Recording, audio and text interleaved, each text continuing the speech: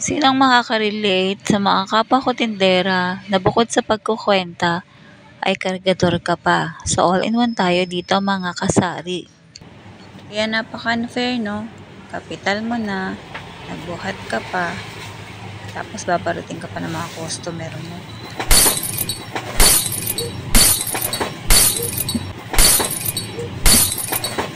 Kaya naman minsan sa sobrang bigat niya, ayan pumapalag na. Pero dahil nga tayo ay tindera, huwag daw nating sasabihin ang paninda natin ay mabibigat.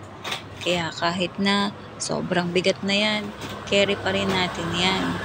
Lalo na kung ang mga buhatin natin ay mga bote-bote, mga alak, mga tubig, mineral water, mga coke, ay talaga namang sobrang bibigat niyan. At hindi mo naman po pwede na laging customer mo na lang ang pagbubuhatin mo. Natural, ikaw pa rin ang kikilos niyan. Kaya naman, kahit na mabigat, magaan na lang. Ginusto mo yan eh. Yung 50 kilos na bigas, kakayanin ko. Kaya pag ganitong estado ng pamumuhay ang ating kinaharap, be proud kasi healthy ka na, makakatipid ka pa kasi hindi mo na kailangan pumunta ng gym para palakihin ang mga muscle mo. Dito pa lang sa pagbubuhat nito, lalaki na ng kusa ang mga muscles mo.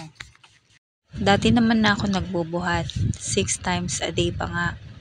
Mahigit 60 kilos pa nga siya, dilagpas pa yon ng isang kabang bigas. Yan nga lang, once a month may sahod kang matatanggap. Pero ito, ang pagbuhat mo ng mga botelyang ito, gaano lang naman ang kinita mo dito. Pero pinagtsatsagaan mo. Kasi hindi mo naman na kailangang hintayin ng 1 buwan bago ka makasahod. Everyday naman meron kang makikitang pera. Kaso lang, hindi yun sa'yo. Pero anong maganda dito? Nag-e-enjoy ka naman sa ginagawa mo. At gusto mo rin naman yung ginagawa mo. Tapos, wala bang nag-uutos sa'yo kung anong gagawin mo. Sarili mong diskarte para matupad mo kung ano pa ang mga pangarap mo. At para lang ma-enjoy ka sa buhay na ginagawa mo. Yun lang naman, satisfaction. Sapat na.